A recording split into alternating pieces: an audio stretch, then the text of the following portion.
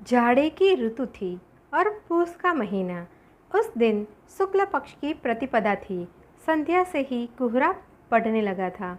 पहर रात बीतते बीतते सब कुछ अंधकारमय हो गया। कहीं कुछ भी दिखाई न पड़ रहा था। पतली और ठंडी हवा के झोंके तीर की भांति चुभ रहे थे। चारों ओर सन्नाटा था। कहीं कोई शब्द नहीं, कहीं कोई चहल पहल नहीं। सर्दी और अंधेरे के कारण जीव जंतु भी जहाँ के तहाँ दुबके बैठे थे। सुशर्मा जी आरती पूजा करके बैठे माला जप रहे थे। जब जप समाप्त हुआ, उन्होंने उठकर सूर्य भगवान की मूर्ति को प्रणाम किया। फिर मंदिर के द्वार बंद करने लगे। अब उनके विश्राम का समय आ गया था। मंदिर के भीतरी किवाड़ छोटे और हल्के थे। उन्हें बंद कर कर वह प्रमुख द्वार पर आए। उसके कपाट ठोस लोहे के और बहुत भारी थे। उन्हें बंद करने में बड़ा श्रम पड़ता था। हिमालय की भांति दृढ़ और विशाल उस द्वार के खोलने मूंदने में उन्हें बड़ी कठिनाई होती थी, किंतु और उपाय ही क्या था। नित्य की भांति उन्होंने सारे शरीर का बल लगाकर उसे बंद करने का प्रयत्न किया। एक पल्ला तो बंद हो गया, लेकिन जैसे ही वे दूसरा पल्ला बंद करने लगे, उन्हें एक बहुत क्षीण किंतु मधुर स्वर सुनाई पड़ा। महाराज! सुशर्मा जी चौंक पड़े। पास के आले पर दीपक जल रहा था, किंतु वह उस घने कोहरे को भेद सकने में असमर्थ था। उन्होंने ध्यान से द्वार की ओर झांका और पूछा, कौन है?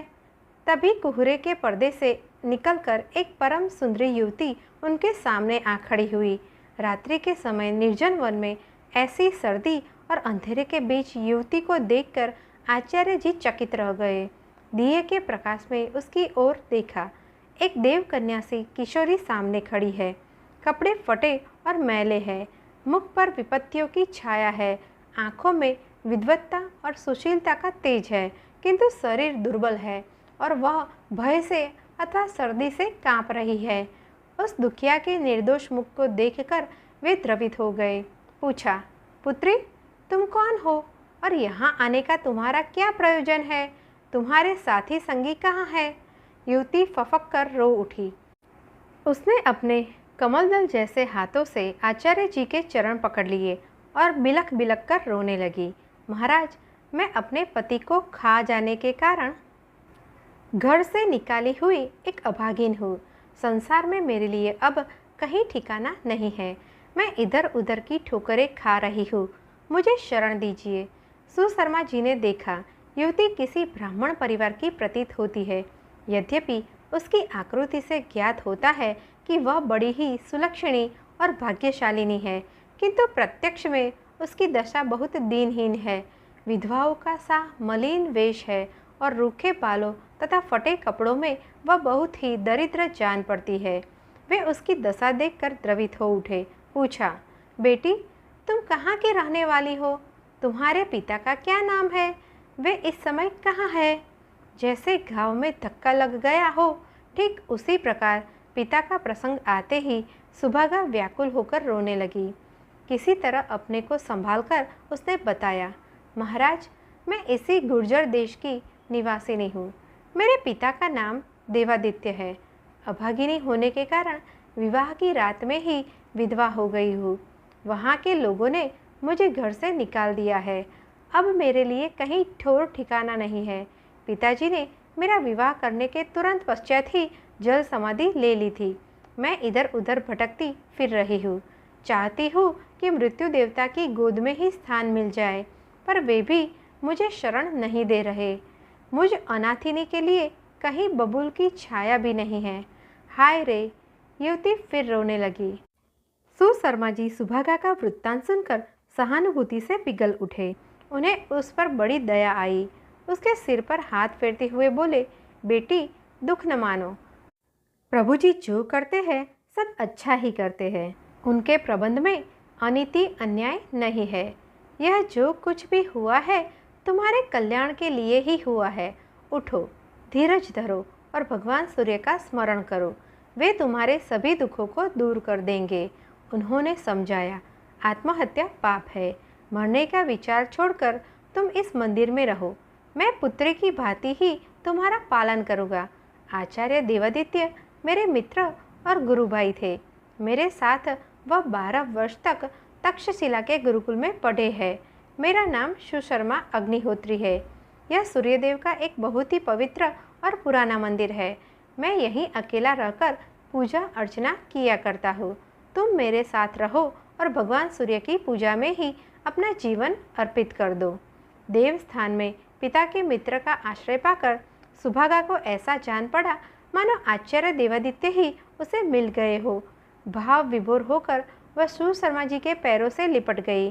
पिताजी। सुभागा के आ जाने से सुशर्मा जी को बड़ा सहारा मिल गया।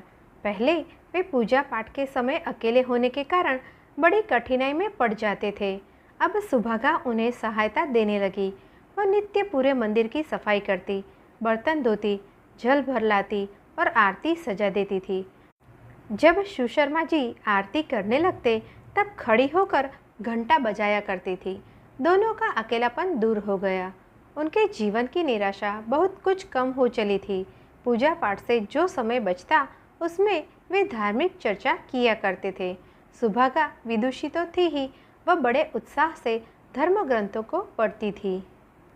बहुधा वह पढ़ा करती और सुशर्मा जी उसको व्याख्या करके समझाते रहते थे।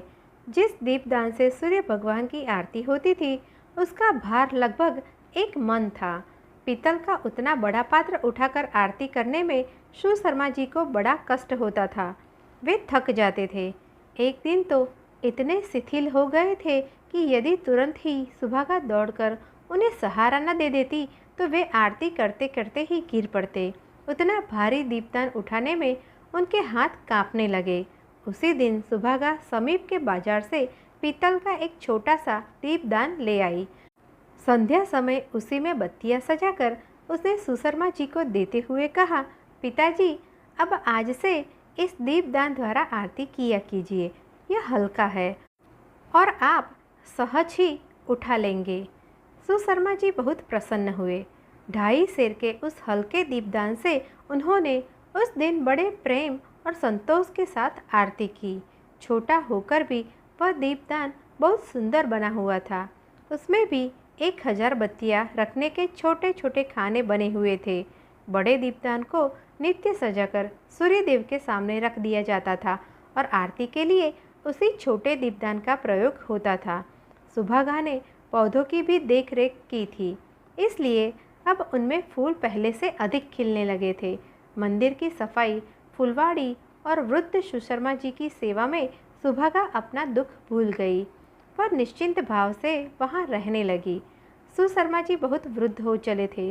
उनको अब नित्य कर्म करने में भी बड़ी कठिनाई होती थी। मूर्ति के पास बैठकर पूजा करने में भी वे थक जाते थे। उन्हें यही इच्छा होती थी कि अब कुछ न करना पड़े तो ठीक है। धीरे धीरे उन्होंने सारा भार सुभागा के ऊपर डाल दिया और स्वयं चुपचाप एकांत में समय बिताने लगे। कुछ दिन और बीतते बीतते वे बहुत दुर्बल हो गए। एक दिन उन्होंने सुभागा को अपने पास बुलाया और कहा, बेटी, मेरा समय पूरा हो चुका है। मैं अब प्रभु के चरणों के समीप जा रहा हूँ। तुम यहाँ रहकर इसी तरह मंदिर की सेवा पूजा करना। भगवान की कृपा से तुम्हें यश मिलेगा। सुभागा उनके बिछोह की कल्पना करके कांप उठी। उसकी आंखों में आंसू आ गए। रुंधे हुए स्वर में बोली, पिताजी, मैं अकेले कैसे रहूँगी यहाँ? आचार्य ने उसे धीरज दिया। किसी प्रकार की चिंता न करो पुत्री, संसार में सभी का अंत होता है। मुझे अब जाना ही चाहिए। तुम धैर्यपूर्वक यहाँ रहो। मैं तुम्हें सूर्य मंत्र की दीक्षा दिए जाता हूँ। उसका जाप करने से मंदिर की मूर्ति में सूर्य देवता प्रकट हो जाते हैं। तुम जो चाहोगी वह वरदान तुम्हें प्राप्त हो जाएगा। किंतु जीवन में केवल एक बार उस मंत्र का जाप किया जाता है। दोबारा जाप करने वाले की मृत्यु हो जाती है।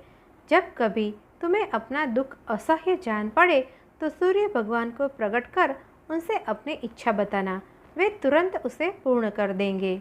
उसी दिन आचार्य सुशर्मा ने विधिपूर्वक सुभागा को सूर्य मंत्र की दीक्षा दी। फिर मंदिर के प्रबंध और पूजा आदि के विषय में कुछ उपदेश दिए। दिन के तीसरे पहर जबकि संध्या निकट आ रही थी, उन्होंने अपने हाथों लकड़ियाँ इकट्ठी करके चिता बनाई और स्नान पूजा करके उस पर बैठ गए। सुभगा आंखों में आंसू भरे यह सब देखती रही। आचार्य ने उसे अंतिम बार आशीष देकर अपनी आंखें मूंद ली और ध्यान लगाकर मंत्र जपने लगे। थोड़ी ही देर में तोप छूटने का सा शब्द हुआ। सूर्य की किरणें प्रखर हो गई और चिता अपने आप जल उठी। देखते ही देखते सुशर्मा जी का शरीर राख हो गया। आज सुभगा को जान पड़ा कि वह निसहाय हो गई है। पिता तुल्य आचार्य का अभाव उसे रुलाने लगा, किंतु किसी तरह धीरज धरकर उसने उनकी अंतिम इच्छा अनुसार अपना कर्तव्य संभाला। वह सूर्य कुंड से जल भर लाई, चिता की राख को बुझाकर उसे एकत्र किया, फिर उसी स्थान पर एक छोटा सा चबूतरा बनाया और उसके कोने में केतकी की एक डाल लगा दी। ठीक सूर्यास्त के समय सुभगा सुशर्मा जी का अंतिम संस्कार समाप्त कर उठी। उसने फिर से नहाया, मंदिर में गई, सूर्य भगवान की आरती की, एक छोटा सा दीपक उस केतकी के पौधे के पास जलाया और मन में दुख का अपार बोझ लिए निराहार निर्जल सो गई। सहसा उसने स्वप्न देखा, सूर्य भगवान उसके सिर पर हाथ फेर रहे हैं। सोते ही में वह आनंद से मुस्कुरा उठी।